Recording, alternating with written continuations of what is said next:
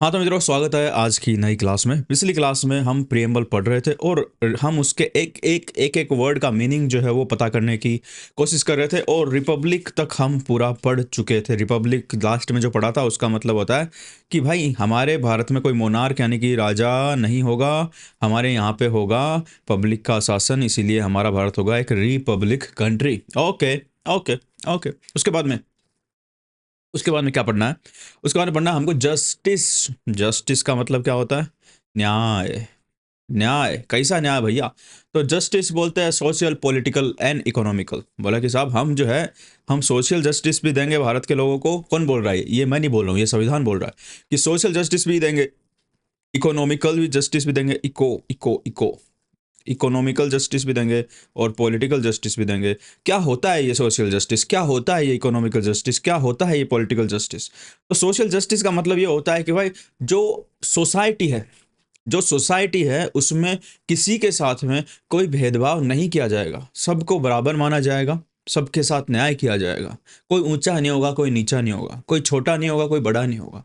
ये social justice के category में आएगा। एक समरी दे रहा हूँ, उसके बाद नीचे हम पढ़ेंगे सारा paragraph. Economical justice. Economical justice, social justice का तो बोलते हैं सामाजिक न्याय हिंदी में। इकोनॉमिकल जस्टिस को क्या बोलते हैं हिंदी में? इकोनॉमिकल जस्टिस को बोलते हैं आर्थिक न्याय। यहाँ पे हमारे संविधान को बनाने वाले लोगों ने कहा कि हम जो संविधान बना रहे हैं उसमें हम हर व्यक्ति को आर्थिक न्याय भी देंगे।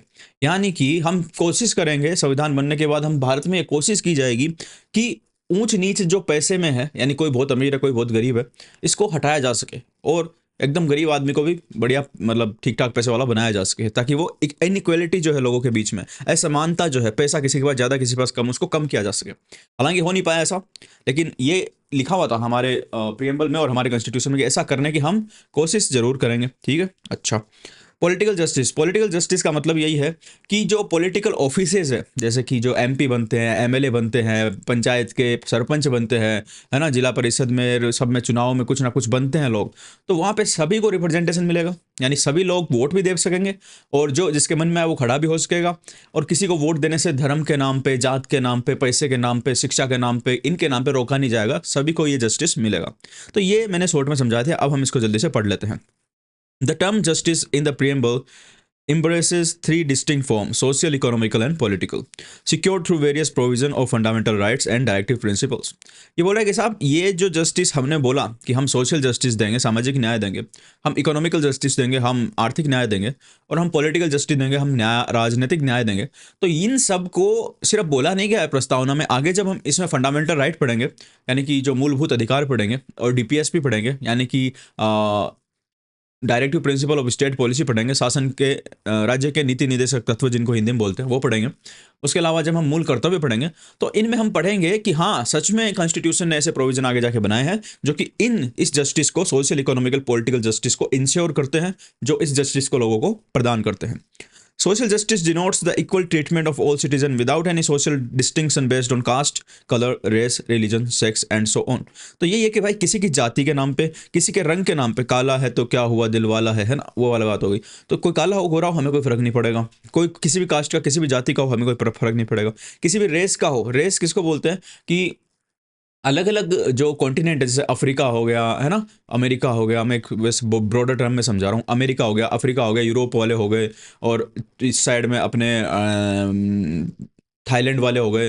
तो ये अलग अलग रेसेज है, मतलब वो अफ्रीकन रेस है, ठीक है, अपनी सेंट्रल एशियन रेस है, वो अलग तरीके से दिखते हैं लोग। अफ्रीका के लोग काले दिखते हैं, हमारे सेंट्रल एशियन अलग तरीके से दिखते हैं, थाईलैंड वाले थोड़े चीन वालों के जैसे दिखते हैं, और इधर जाएंगे अपन अमेरिका में तो वो गोरे दिखते हैं। तो ये रेस है ना, रेस। अलग अलग जगह रहने से उन लोगों का स्ट्रक्चर और रंग अलग हो गया, तो उसके आधार पर भी हम किसी से भेदभाव नहीं करेंगे। कोई काला है, कोई कैसा दिखता है, दिखता कैसा भी दिखता होगा। अभी एक जो कांग्रेस का था वो जो है स्पोक्स पर्सन, उसका नाम क्या था, नाम मुझे याद नहीं, उसका अंग्रेजों का सा नाम था।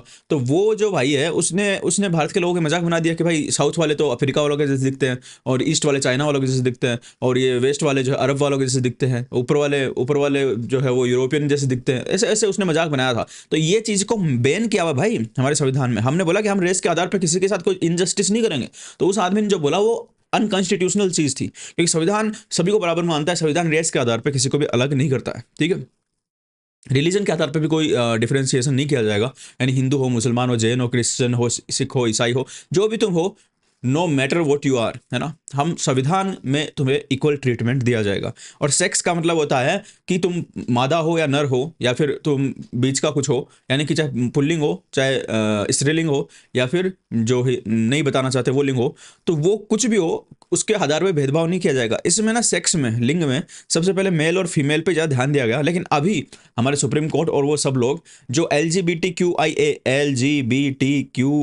लेस्बियन, गे, ट्रांससेक्सुअल और ये सब जो है ना, जिनको हम हिंजड़े बोलते हैं, हिंजड़े, तो वो हिंजड़े जो समुदाय है, किन्नर समुदाय है, उस समुदाय को भी अब जो है अधिकार, उनके अधिकारों के लिए भी बातचीत उठ रही है। मतलब अधिकारों के लिए लोग आवाज उठा रहे हैं और सुप्रीम कोर्ट मान रहा है कि हाँ भाई, उनको इतने दिनों से इग्नोर किया गया, जो कि बहुत गलत है, क्योंकि हमारा संविधान में स्पष्ट लिखा हुआ है किसी भी सेक्स के आधार पर किसी के साथ भेदभाव नहीं किया जाएगा। तो उनका भी एक थर्ड जेंडर है, तीसरा सेक्स है, तो उनके साथ इतने साल तक भेदभाव हुआ वो बहुत गलत था। तो अब उस भेदभाव को मिटाया जाएगा, ठीक है। एंड सो ऑन, ये बोला कि सो ऑन का मतलब हो गया कि ये आधार तो हमने बता दिया कि जात के आधार पर, धर्म के आधार पर, रेस के आधार पर, सेक्स के आधार, किसी आधार पर भेदभाव नहीं होगा, और भी कोई आधार हो तो उस आधार पर भी कोई भेदभाव नहीं किया जाएगा। It means the absence of privilege being extended to any particular section of society and improvement in the condition of backward classes and women। ये बोल रहा है कि भाई सोसाइटी में किसी भी सेक्शन को, यानी कि ऐसा नहीं है कि बहुत सारे लोग, उनमें से कुछ लोगों को हम जो है अलग ही मान के चल रहे हैं कि ये तो तोप सिंह है और बाकी लोगों को नीचे मान रहे हैं, ऐसा नहीं होगा। सोसाइटी को अगर कॉन्स्टिट्यूशन देखेगा तो सोसाइटी को कॉन्स्टिट्यूशन समान नजरों से देखेगा, उसमें ऊंच नीच भेदभाव वो कुछ भी नहीं देखेगा। कॉन्स्टिट्यूशन इन चीज़ों के लिए एकदम न्यूट्रल होगा, उसको ना ही किसी का पैसा दिखेगा, ना ही किसी की जो है पावर दिखेगी, कुछ नहीं दिखेगा, उसके नज़रों में सब समान है। ये बात बोली जा रही है, ठीक है। इकोनॉमिकल जस्टिस डिनोट, तो ये हो गया हमारा सोशल जस्टिस, ठीक है, जो सोसाइटी में सबको बराबर मानता है, सबको एक मानता है। Economical justice denotes the non discrimination between people on the basis of economic factors. It involves the elimination of the glaring inequality in wealth, income and property. A combination of social justice and the economic justice denotes what is known as distributive justice. तो ये बोल रहा है कि साहब wealth और देखो, inequality in wealth, income and property. Inequality का मतलब ये होता है कि कोई आदमी तो भाई 1 लाख रुपए महीने के भी नहीं कमा पा रहा है ना, और कोई आदमी जो कि 100 करोड़ रुपए महीने कमा रहा है, कोई आदमी 1000 करोड़ रुपए महीने कमा रहा है, ठीक है, मतलब कोई 100 करोड़ रुपए महीने कमा रहा है, 100 करोड़, कोई 1000 करोड़ कमा रहा है, कोई 10,000 करोड़ महीने कमा रहा है। तो ये what is this is inequality in income, wealth and property. यानी ये आपकी धन में, आपकी संपदा में, आपकी संपत्ति में इनइक्वालिटी है। कई आदमी 10,000 रुपये महीने नहीं कमा पा रहे हैं, सही बात है। कई आदमी के पास दो टाइम का खाने के लिए पैसे नहीं है, और कई आदमी यहाँ पे ऐसे हैं जो कि भाई एक टाइम के खाने पे 50,000 रुपए से लाख लाख रुपए खर्च कर देते हैं 5 स्टार होटलों में जाके, उनके कोई फर्क नहीं पड़ता। तो दिस इज इनइक्वालिटी एंड संविधान ने, कॉन्स्टिट्यूशन प्रोहिबिटेड इट, यानी constitution told us that we will keep the society equal, we will keep each and everyone equal in terms of wealth, income and property. क्या ये हो पाया? ये बात अलग है, ये नहीं हो पाया। कॉन्स्टिट्यूशन में लिखा हुआ है कि हम जो है हम एलिमिनेशन करेंगे, यानी कि हटाएंगे glaring inequality in wealth, income and property. इसको हटाएंगे, इनइक्वालिटी को, इस असमानता को हटाएंगे कि कोई लोग तो एकदम गरीब रह रहे हैं, कोई लोग बहुत अमीर बन रहे हैं, लेकिन ऐसा हो नहीं पा रहा है। हमारे इनइक्वालिटी और बढ़ती जा रही है और ये और बढ़ेगी, क्योंकि कैपिटलिस्ट जो भी कंट्री होती है, हमारी कंट्री आज की डेट में कैपिटलिस्ट कंट्री ही बन रही है धीरे धीरे। सोशलिस्ट थोड़े बहुत रह गए, हम कैपिटलिस्ट ज़्यादा बन गए। तो कैपिटलिस्ट कंट्री में जब डेवलपमेंट बढ़ता है, क्योंकि अभी हम डेवलपिंग फेज में, हमारा अब डेवलपमेंट ऐसे ऊपर जा रहा है, तो उस टाइम पे इनइक्वालिटी बहुत ज़्यादा बढ़ती है। लेकिन जब ये डेवलपमेंट अपने पीक पे पहुंच जाएगा, उसके बाद धीरे धीरे इनइक्वालिटी खत्म होनी स्टार्ट होगी, इससे पहले नहीं होगी। तो अभी तो और इनइक्वालिटी हमारे बढ़ेगी, ठीक है। लेकिन संविधान ने कहा कि हम इस इनइक्वालिटी को, इस असमानता को कम करेंगे। पॉलिटिकल जस्टिस इंप्लाइज दैट अब हमने सोशल जस्टिस पढ़ लिया, हमने इकोनॉमिकल जस्टिस पढ़ लिया, अभी हम पॉलिटिकल जस्टिस पढ़ेंगे, यानी राजनीतिक न्याय के बारे में हम पढ़ेंगे। Political justice implies that the citizen should have equal political rights, equal access to the political offices and equal voices to the government. तो बोला है कि सबको भाई इक्वल पॉलिटिकल राइट होना चाहिए। गवर्नमेंट ऑफिसेज जो है, पॉलिटिकल ऑफिस जो है, MP MLA कोई बनना चाहे तो खड़ा हो सके, उसको कोई रोके नहीं। ऐसा नहीं हो कि कोई मान लो शेड्यूल कास्ट से या फिर कोई और अदर बैकग्राउंड से, जो कि जिसके पास पैसा नहीं है, गरीब आदमी है, वो खड़ा होना चाहता है कि मैं चुनाव लड़ूं, और उसको रोक दिया जाए कि नहीं तेरे को नहीं होने देंगे। ये नहीं होगा। खड़ा कोई भी हो सकता है, जनता वोट किसको देगी वो जनता की मर्जी है, लेकिन खड़ा कोई भी हो सकता है। और जनता की इक्वल वॉइस होगी गवर्नमेंट में, यानी सबको वोट देने का अधिकार होगा। तो गवर्नमेंट में वॉइस कैसे होगी? वोट देंगे, अपने टाइप का कैंडिडेट को जिताएंगे, तो उनकी वॉइस वहाँ पे होगी। तो ये इक्वलिटी सबको दी जाएगी। पॉलिटिकल स्फेयर में किसी के साथ भी भेदभाव नहीं किया जाएगा। The ideal of justice social, economical, political has been taken from Russian revolution. तो ये जो जस्टिस हमने लिखा ना, जो हमारे प्रस्तावना में, हमारे संविधान की कॉन्स्टिट्यूशन की जो प्रियम्बल, उसमें लिखा हुआ justice social, economical and political. तो ये कहाँ से उठाया गया है? ये चीज़ को भी हमने कॉपी पेस्ट किया है। मैंने बताया कॉपी पेस्ट करना हमारा जन्मसिद्ध अधिकार और हम इसको लेके रहेंगे, तो हमने ले लिया जस्टिस सोशल, इकोनॉमिकल, पॉलिटिकल। ये रशियन रेवोल्यूशन से उठाया हुआ है, रशियन रेवोल्यूशन से, ठीक है। तो ये याद रखना, जस्टिस सोशल इकोनॉमिकल पॉलिटिकल, ये रशियन रेवोल्यूशन से लिया गया है। तो पूछ सकता है कभी एग्जाम में कि भारतीय संविधान में, कॉन्स्टिट्यूशन ऑफ इंडिया में जस्टिस, सोशल इकोनॉमिकल पॉलिटिकल किस जगह से लिया गया, तो वो होगा रशियन रेवोल्यूशन। अब बात करते हैं हम लिबर्टी की। जस्टिस, न्याय की बात हमने कर ली, अब हम बात करेंगे आज़ादी की। लिबर्टी को भाई क्या बोलते हैं? आज़ादी। लिबर्टी एक जूतों की कंपनी भी है, लेकिन यहाँ पे लिबर्टी का मतलब वो जूतों की कंपनी नहीं है। यहाँ पे लिबर्टी का मतलब है आज़ादी, लेके रहेंगे आज़ादी। ये बात हम बोलते थे 1947 से पहले, जब हम आज़ाद नहीं हुए थे। फिर हम आज़ाद हो गए। आज़ाद होने के बाद संविधान ने बोला कि अब भाई सबको आज़ादी मिलती रहेगी, है ना। अब तुमको दोबारा बोलने की नहीं पड़ेगी जरूरत कि लेके रहेंगे आज़ादी। हम अब ऐसे प्रोविजन कर देंगे हमारे संविधान में कि तुम आज़ाद रहोगे, मजे करोगे। The term liberty means the absence of restraint on the activities of individual and at the same time the providing opportunity for the development of the individual's personalities. क्या मतलब है इस बात का? इस बात का मतलब ये है कि लिबर्टी, आज़ादी का मतलब क्या है? आज़ादी का मतलब है कि किसी पे कोई रोक टोक नहीं लगाई जाएगी, किसी पे कोई रेस्ट्रिक्शन नहीं लगाया जाएगा, किसी पे कोई प्रतिबंध नहीं लगाए जाएंगे। मतलब अगर आप कहीं जाना चाहते हो और मैंने कमरे में आपको बंद करके बाहर से ताला लगा दिया, तो क्या आप आज़ाद हो? नहीं, क्योंकि मैंने आपके कहीं जाने पर, जहाँ पे जाने की आपके मन में इच्छा हो रही थी, मैंने उस पर रोक लगा दी। और ना सिर्फ आज़ादी ये है कि आप पे कोई रोक नहीं लगाई जाएगी, बल्कि आज़ादी ये भी है कि आपको अपने पर्सनल डेवलपमेंट के पूरे चांसेस दिए जाएंगे। देखो, providing opportunity for development of the individual personalities. ऐसा नहीं है कि बस आपको आज़ादी दे दी, भाई घूम लो, आपके लिए कुछ किया नहीं जा रहा है। इंडिविजुअल पर्सनैलिटी डेवलपमेंट की पूरी अपॉर्चुनिटी दी जाएगी। तो आज़ादी में ये भी है कि आप जहाँ पढ़ना चाहते हो आप वहाँ पढ़ सकते हो, आप जहाँ काम करना चाहते हो वहाँ जा सकते हो, आप जो चीज़ें देखना चाहते हो वो देख सकते हो, आप घूम फिर के दुनिया को समझ के, दुनिया के साथ इंटरेक्शन करके अपनी पर्सनैलिटी डेवलप करना चाहते हो, आप कर सकते हो। आपको पूरी आज़ादी है, कोई रोकेगा नहीं, कोई रोकेगा नहीं, कोई टोकेगा नहीं, और मैं झुकेगा नहीं। ठीक है, ऐसा कॉन्स्टिट्यूशन ने बोला कि आपको कोई रोकेगा नहीं, टोकेगा नहीं, और मैं झुकेगा नहीं। कोई रोके टोके तो मेरे को आगे बोलना, मैं उसका इलाज करेगा। ये कौन बोल रहा है? कॉन्स्टिट्यूशन अपनी प्रियम्बल में बोल रहा है ये। The preamble secures to all citizen of India liberty of thought, expression, belief, faith and worship through the fundamental rights enforceable in court of law in case of violation. तो मैंने बोल दिया ना, झुकेगा नहीं। तो झुकेगा कैसे नहीं? जो फंडामेंटल राइट बनाए हमारे मूलभूत अधिकार, उनमें हमको जो है liberty of thought, expression, belief, faith and worship. Liberty of thought, expression, belief, faith, worship. सोच, थॉट का मतलब सोच हो गया, ठीक है। Liberty of thought, thought thought thought thought thought thought thought thought, ये रहा। थॉट का मतलब सोच, आप कुछ भी सोचना चाहो सोच सकते हो किसी भी तरीके से। एक्सप्रेशन, जो भी लोगों में एक्सप्रेस करना चाहो अपनी भावनाओं को कर सकते हो, ठीक है। बिलीव, अपने आपके जो विचार आप मान सकते हो। फेथ, जिस चीज़ में आपका फेथ है, विश्वास, आप उस चीज़ को विश्वास के साथ मान सकते हो। वर्शिप, यानी आप पूजा पाठ जैसे करना चाहो कर सकते हो, नहीं करना चाहो मत करो, कोई जबरदस्ती नहीं है ना। इन सबको फंडामेंटल राइट के साथ में आपको इसकी छूट दी गई। लेकिन लेकिन जो लिबर्टी है ये अनरिस्ट्रिक्टेड नहीं है, मतलब अप्रतिबंधित नहीं है। आप बोलो कि भाई मेरे को तो आज़ादी दे दी संविधान ने, है ना, मेरे को तो आज़ादी दे दी संविधान ने, अब मैं तो जाऊंगा, घूमूंगा, फिरूंगा, नाचूंगा, गाऊंगा, ऐश करूंगा और क्या। और मेरे को भाई घूमूंगा, फिरूंगा, नाचूंगा, गाऊंगा, मतलब रात को जाऊंगा किधर, लोगों की सोसाइटी में जाके जोर जोर से चिल्लाऊंगा, ए मेरे को आज़ादी दे दी संविधान ने, है तारा रारा, है तारा रारा करता घूमूंगा मैं पूरी सोसाइटी में जब सब सो रहे होंगे। और फिर अगर कोई आके मेरे को कूट देता है तो मैं बोलूंगा मेरे तो ये भाई फंडामेंटल राइट जो है इन्होंने छीन लिए। अब मैं तो सुप्रीम कोर्ट में जाऊंगा, मैं रोना धोना करूंगा कि भाई संविधान मेरे को बचाओ, तुमने तो मेरे को अधिकार दिया था कि तुमको आज़ादी है, तुम जो चाहो वो कर सकते हो। मैं तो तारा रारा दारू पी के कर रहा था रात को सोसाइटी में जाकर, इन्होंने मेरे को कूट दिया, तो भाई क्या मेरा मूलभूत अधिकार नहीं छीना गया? क्या मेरा फंडामेंटल राइट नहीं छीना गया? तो संविधान आएगा आपके पास, आप देख रहे संविधान आ रहा है मेरे को बचाने के लिए, धीरे धीरे संविधान आपके पास आएगा। और जिस गाल पे लोगों ने मारा था, दूसरे गाल पे संविधान खींच के मारेगा कि बेटा ये जो तुमको राइट दिया गया लिबर्टी का, ये अनरिस्ट्रिक्टेड नहीं है। ऐसा नहीं है कि तुमको राइट दे दिया और तुम कुछ भी करते घूमोगे, ऐसा नहीं है। देखो क्या लिखा हुआ यहाँ पे, देखो देखो देखो देखो। In brief, the liberty conceived by the preamble और fundamental right is not absolute but qualified. Qualified का मतलब था इस पे कुछ रोक टोक है। क्या रोक टोक है भाई?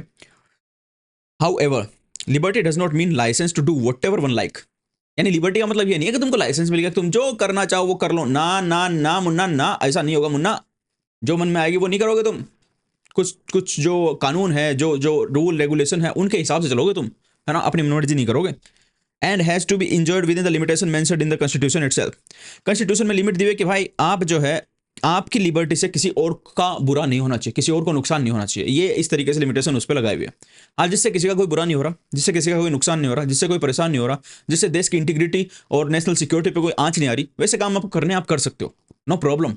लेकिन दारू पी के तुम रात को जाओगे बोलोगे तारा रारा, तो भाई फिर तो लगेंगे जूत, है ना, कुटाई होगी। और वो होगी क्योंकि ये लिमिटेशन है कि आप सोसाइटी को, सोसाइटी का जो वो है हार्मोनी है, उसको नहीं बिगाड़ सकते अपनी लिबर्टी को लेकर। ठीक है, तो यहाँ पे क्या हो रहा है, हमारे कॉन्स्टिट्यूशन में क्या किया गया, सोशल राइट को यानी सोसाइटल राइट को, राइट्स को इंडिविजुअल राइट से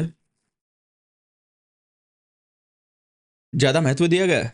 इसका मतलब क्या होता है? सोसाइटल राइट को इंडिविजुअल राइट से ज़्यादा महत्व दिया गया। What does this thing means? This thing means that कि जहाँ पे सोसाइटी के लेवल पे अगर आपका जो कोई भी फंडामेंटल राइट है वो पूरी की पूरी सोसाइटी पे कोई नुकसान पहुंचा सकता है, तो आपके उस राइट को छीन लिया जाएगा, आपको वो राइट नहीं दिया जाएगा, है ना? तो ये बात आगे हम पढ़ेंगे जब हम फंडामेंटल राइट पढ़ेंगे। लेकिन अभी तो इतना समझ जाओ कि भाई तुम्हारे को है लिबर्टी, आज़ादी है, लेकिन कुछ चीज़ों के अंदर रहते हुए। Ideals of liberty, equality and fraternity in our preamble have been taken from French revolution. तो जो लिबर्टी, इक्वलिटी, फ्रेटर्निटी जो है हमने कहाँ से ली है? फ्रेंच रिवॉल्यूशन से। और जस्टिस, सोशल, इकोनॉमिकल, पॉलिटिकल कहाँ से लिया हमने? वो लिया हमने रशियन रेवोल्यूशन से। जस्टिस लिया रशियन रेवोल्यूशन से, और लिबर्टी, इक्वलिटी, फ्रेटर्निटी हमने ली है फ्रेंच रेवोल्यूशन से। उसके बाद बात करते हैं भैया इक्वलिटी की। इक्वलिटी इसका मतलब था समानता। सभी समान है, छोटा हो चाहे बड़ा हो, मोटा हो चाहे पतला हो, लंबा हो चाहे कुछ भी हो, सब समान है ना? सभी जातियां समान है, सभी धर्म समान है, सभी लोग समान है, सब कुछ समान है कॉन्स्टिट्यूशन की नज़रों में। ओरिजिनल समाज में तो अलग चीज़ चलती है, वो सबको पता है, आपको पता, मेरे को पता। But the constitution of India is saying that we are giving each and everyone equality. हम सभी को समानता दे रहे हैं। अच्छा, The term equality means the absence of special privilege to any section of the society and the provision of adequate opportunity for all individuals without any discrimination. तो वही बात आ रही है कि भाई कोई प्रिविलेज सेक्शन सोसाइटी में नहीं होगा, कोई ऐसा तोप सिंह नहीं होगा जिसको हम ज्यादा भाव देंगे। नहीं, सभी हमारे हिसाब से तो एक ही है भाई। तुम अपने आप को तोप सिंह मानते हो, मानो, लेकिन कॉन्स्टिट्यूशन तो सबको एक ही मानता है, ठीक है? और सभी को अपॉर्चुनिटी दी जाएगी किसी भी भेदभाव के बिना। यानी कि कोई मान लो ये अपॉर्चुनिटी, कौन सी अपॉर्चुनिटी की बात कर रहा है? एक तो जैसे मान लो सरकारी नौकरी है, सरकारी नौकरी सरकार ये नियम नहीं बना सकती कि भाई इतने से ऊपर जो कमाता है ना, इतने लाख से ऊपर जो कमाता है उसी को मिलेगी, बाकी किसी को नहीं मिलेगी। या फिर इतने महंगे घर में जो रहता है उसी को मिलेगी, किसी को नहीं मिलेगी। सरकारी नौकरी में ये सिस्टम होता है कि भाई चाहे आप एकदम झोपड़ी से निकल के आ रहे हो, चाहे आप महल से निकल के आ रहे हो, आपको सेम एग्जाम देनी है, सेम एग्जाम पास करनी है, और उसी के बाद आपको नौकरी मिलेगी। तो सबको समानता है। सरकार ये बोलती है कि आप बिजनेस करना चाहते हो भारत में, जिस भी चीज़ का आप कर सकते हो, आपको कोई नहीं रोकेगा, कोई नहीं रोकेगा। हालांकि उस बिजनेस को कितना बड़ा बना पाते हो वो आपकी कैपेसिटी है, लेकिन हम आपको अपॉर्चुनिटी जो है वो बराबर देंगे सबके, ठीक है? मान लो अंबानी है, अडानी है, उन्होंने भी कभी ना कभी स्टार्ट जीरो से किया था ना बिजनेस, वो इतने बड़े बन गए। तो आपको भी वो सेम अपॉर्चुनिटी थी उस टाइम पे जो उनको थी। अपॉर्चुनिटी सबको बराबर थी। उन्होंने किया, आपने नहीं किया, हमने किया, मैंने नहीं किया, तो वो हमारी गलती है। अपॉर्चुनिटी कॉन्स्टिट्यूशन सबको देता है। ऐसा नहीं कि रोक लेगा किसी को कि नहीं भाई तू इस जाति का, तेरे को बिजनेस स्टार्ट नहीं करने देंगे, ऐसा नहीं किया जाएगा। Okay, yes. गर्मी लग रही है। Yes, now the preamble secures to all citizens of India equality of status and opportunity. This provision embraces the three dimensions of the equality: civic, political and economical. तो यहाँ पे civic equality की बात की जाती है, इकोनॉमिकल इक्विटी की बात की जाती है, पॉलिटिकल इक्विटी की बात की जाती है। वही है, ये सेम चीज़ है जो कि हमारे जस्टिस में की गई थी, सोशल, इकोनॉमिकल, पॉलिटिकल। और वही इक्विटी की बात की जाती है, सिविक, इकोनॉमिकल एंड पॉलिटिकल।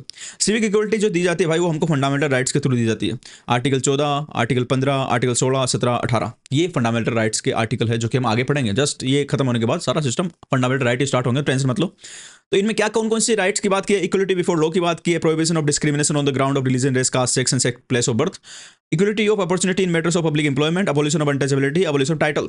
भाई क्या बोल गए तुम? और भाई आगे सब पढ़ने वाला डिटेल में एक एक राइट पे बहुत देर तक चर्चा होगी, एक एक राइट पे, तो टेंशन मत लो, ये तो सब पढ़ेंगे ना। ये फंडामेंटल राइट में इक्वलिटी की बात की हुई है, सिविक इक्वलिटी की, ये बात ध्यान रखना। ओके, उसके बाद में बात की हुई भैया जो डीपीएसपी, हमारी डीपीएसपी है ना, डीपीएसपी है, वो जो फंडामेंटल ड्यूटी है। देखो, there are two provision for the constitution that seek to achieve the political equity. Political equity की बात करें तो पॉलिटिकल इक्विटी में मैंने बताया था, one, no person is to be declared eligible for the inclusion in the electoral rolls on the ground of religion, race, caste, sex.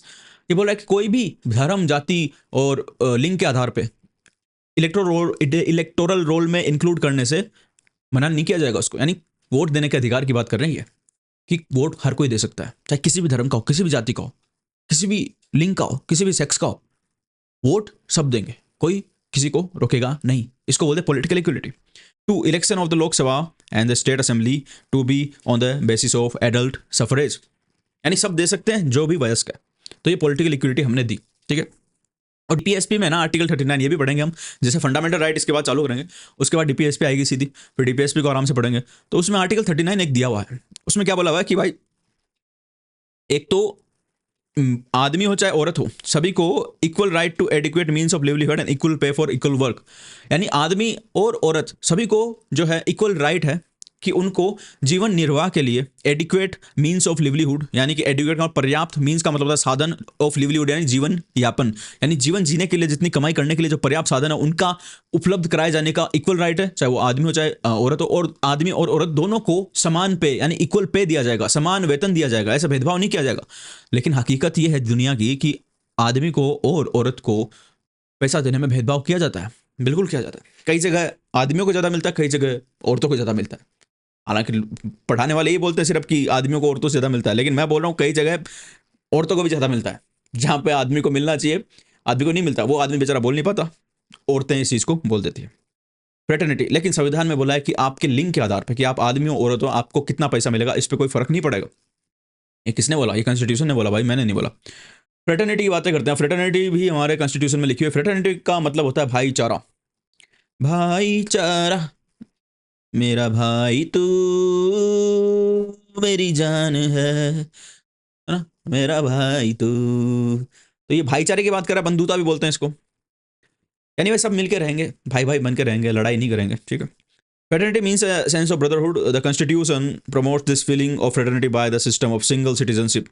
Also, the fundamental duties, Article 51 says that it shall be the duty of every citizen of India to promote harmony and the spirit of common brotherhood amongst all the people of India, transcending religion, regional, religious, linguistic, regional और sectional diversities. क्या बोल रहा है ये बोल रहा है कि भाई हम चाहते हैं कि सब में भाईचारा रहे, सब में बंधुता रहे, सब मिलजुल के रहे, और इसीलिए हमने देखो एक सिंगल सिटीजनशिप बनाई है। यानी भारत में एक तो सेंटर है और बहुत सारे स्टेट है, लेकिन हमने ऐसा नहीं किया कि स्टेट की अलग तुमको सिटीजनशिप दे रहे, सेंटर की अलग दे रहे, नहीं। तुम वैसे चाहे बोल सकते हो कि मैं राजस्थान का हूँ, मैं उत्तर प्रदेश का हूँ, मैं तेलंगाना का हूँ, मैं जम्मू कश्मीर का हूँ, मैं केरल का हूँ, मैं इधर का हूँ, मैं उधर का हूँ, लेकिन तुमको पूछा जाएगा अगर कि तुम किस देश से हो तो तुम बोलोगे भारत। तुम क्या हो? मैं भारतीय हूँ। तो चाहे वो राजस्थान का हो, छत्तीसगढ़ का हो, जम्मू कश्मीर का, उत्तराखंड का हो, चाहे वो उत्तर प्रदेश का हो, चाहे तेलंगाना का हो, जम्मू कश्मीर का हो, केरल का हो, तमिलनाडु का, कहीं का भी हो, वो क्या बोलेगा? आई एम एन इंडियन, मैं एक भारतीय हूं, मेरे पासपोर्ट पे देखो भारत लिखा हुआ है। तो ये क्या बताती है? कॉमन बताती है, हमारी कॉमन आइडेंटिटी बन जाती है भारतीय होना, क्योंकि एक ही सिंगल सिटीजनशिप है तो सबको इंडिया की सिटीजनशिप मिलेगी। तो ये हमारे ब्रदरहुड को बढ़ाने के लिए भाई, ये हमारे ब्रदरहुड यानी हमारे भाईचारे को बढ़ाने के लिए। अच्छा, उसके अलावा आर्टिकल 51A एक है जो कि हम पढ़ेंगे जब हम फंडामेंटल राइट पढ़ेंगे, उसके बाद हम डीपीएसपी पढ़ेंगे, उसके बाद हम फंडामेंटल ड्यूटी पढ़ेंगे।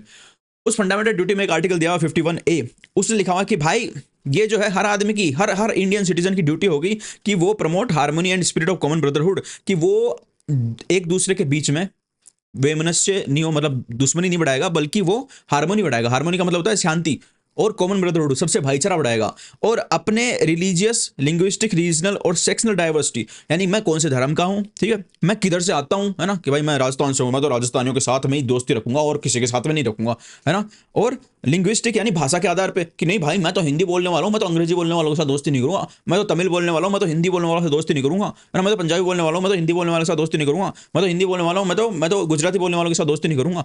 ऐसा नहीं होगा, है ना, क्योंकि कोई भाषा के आधार पे तुम किसी के साथ दुश्मनी नहीं फैलाओगे, है ना, भाईचारा बना के रखोगे। और उसके अलावा सेक्शनल डाइवर्सिटी, यानी किस सेक्शन से आते हो सोसाइटी के, उसके बावजूद भी सब अपने आप में भाईचारा बना के रखेंगे। तो जो नेता ये करते हैं कि वो भाषा के आधार पे लोगों को भड़काते हैं कि अपनी भाषा को खराब कर देंगे, अपनी भाषा को बिगाड़ देंगे, ये कर देंगे, वो कर देंगे, ये दूसरी भाषा के लोग हैं, तो वो एक तरीके से जो हमारे संविधान है उसका उल्लंघन कर रहे हैं, वो अनकॉन्स्टिट्यूशनल काम कर रहे हैं भाई, ठीक है। तो इसके होने के बावजूद भी हम क्या बना के रखेंगे? कॉमन ब्रदरहुड, फ्रेटर्निटी बना के रखेंगे। ये हमारी प्रीएम्बल में भी लिखा हुआ है और ये हमारी फंडामेंटल ड्यूटी में भी लिखा हुआ है, जो कि आर्टिकल है 51A फंडामेंटल ड्यूटी का।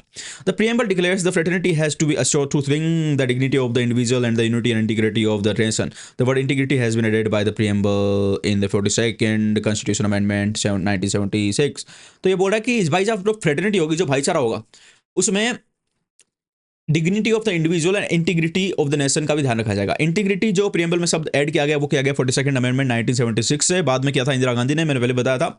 तो इसमें डिग्निटी ऑफ इंडिविजुअल का मतलब क्या होता है कि यहाँ पे संविधान एक आदमी की पर्सनल इंटीग्रिटी, इंडिविजुअल पर्सन की पर्सनल इंटीग्रिटी को भी महत्व दे रहा है, कि किसी भी आदमी की डिग्निटी, यानी उसकी डिग्निटी का मतलब होता है उसकी इज्जत का ध्यान रखा होगा भाई, तो है ना, ऐसा नहीं हर किसी को बेइज्जत कर दिया। और स्पेसिफिकली महिलाओं की इज्जत का ध्यान रखा जाएगा। हमारी फंडामेंटल ड्यूटी जो दी गई है, जो हम पढ़ेंगे आगे, उनमें स्पेसिफिकली महिलाओं का जिक्र किया गया है और कहा गया कि महिला की डिग्निटी का ध्यान तुम रखोगे, डिग्निटी महिला की खराब नहीं करोगे। और इसके ऊपर कानून भी बने हुए हैं कि महिला की डिग्निटी खराब करते हो, डिग्निटी खराब करने का मतलब एक तरीके से जैसे उनको सेक्सुअली असॉल्ट करते हो, देन आपको पनिश किया जाएगा, क्योंकि आपने अपनी फंडामेंटल ड्यूटी निभाने से मना कर दिया और आपने हमारी कॉन्स्टिट्यूशन की प्रियम्बल को मानने से इनकार कर दिया। और भाई यही सारी चीज़ें आगे यहाँ पे इस पैराग्राफ में लिखी हुई है जो हम फंडामेंटल ड्यूटी में पढ़ने वाले हैं। The phrase unity and integrity of the nation embraces both psychological territorial dimension of national integration. Article 1 of the Constitution describes India as a union of states to make it clear that the states have no right to secede from union, implying the indestructible nature of the Indian Union. It aims to overcoming hindrance or to national integration like communalism, regionalism, casteism, lingualism, secessionism and so on. तो ये क्या बोल रहा है भाई कि जो जो हमने इंटीग्रिटी ऑफ द नेशन डाला, इंदिरा गांधी ने डाला जो शब्द संविधान की प्रस्तावना में, इंटीग्रिटी, अखंडता, अखंडता का मतलब होता है जिसको तोड़ा नहीं जा सके। तो फ्रेटर्निटी का मतलब होता है भाईचारा, कि यार भाईचारा बढ़ाओ तुम, है ना, लड़ाई लड़ाई मत करो, लड़ाई लड़ाई मत खेलो और भारत को तोड़ने की कोशिश मत करो, ठीक है। इसलिए उन्होंने इंटीग्रिटी उस प्रीएम्बल में डाल दिया। उसका मतलब ये भी है कि भारत के बारे में लिखा गया India that is union of state, है ना, यूनियन ऑफ स्टेट, भारत जो कि राज्यों का संघ है, यूनियन ऑफ स्टेट यानी भारत में सारे राज्य मिलके इंडिया उन्होंने बनाया है। यानी यूनियन शब्द का मतलब ये हो गया कि ये राज्य भाई अब यूनियन यानी चिपक गए पूरे इंडिया में, अब ये इंडिया को छोड़ के नहीं जा सकते, इंडिया को छोड़ के और तोड़ के नहीं जा सकते, है ना। चाहे कितना भी रीजनलिज्म हो जाओ, कितना भी कास्टिज्म हो, कितना भी जात पात की बातें कर लो तुम, कितना भी लिंग्विज्म कर लो, कितना भी तुम कम्युनलिज्म यानी कि धार्मिक आधार पर भड़काओ लोगों को, लेकिन भारत के टुकड़े नहीं किए जा सकते, क्योंकि Bharat, India is the union of state. और इसलिए इंटीग्रिटी शब्द जो है हमारी प्रस्तावना में जोड़ा गया कि उन लोगों को बता दिया जाए जो ऐसे काम करने की कोशिश करे कि भाई इंटीग्रिटी, भारत अखंड है, और अगर तुम तोड़ने की कोशिश करोगे तो तुम्हारे को ले जाके थाने में किधर किधर से तोड़ा जाएगा तुम्हारे को समझ में नहीं आएगा, है ना। ये सारी चीजें इसमें बोली गई है पैराग्राफ में, ठीक है। सिग्निफिकेंस ऑफ द प्रीएम्बल, कितने मिनट की वीडियो हो गई भैया, 26 मिनट की हो गई, अच्छा ठीक है। तो हम सिग्निफिकेंस ऑफ प्रीएम्बल को लेंगे नेक्स्ट पार्ट में, जो कि अपलोड हो जाएगा आज ही। ऊपर नंबर 1 लिखा हुआ इधर इधर इधर नंबर 1 लिखा रहा है, उसको दबा के सब्सक्राइब कर सकते हैं। बहुत सारे लोग सब्सक्राइब नहीं करते, वीडियो देख जाते हैं। इधर प्लेलिस्ट दी हुई है, प्लेलिस्ट, उसमें सारी वीडियो जो मैंने पहले बनाई वो दी हुई है, तो वहाँ से जाके वो वीडियोस भी देख सकते हो। मिलते हैं नेक्स्ट क्लास में, thank you very much, bye bye.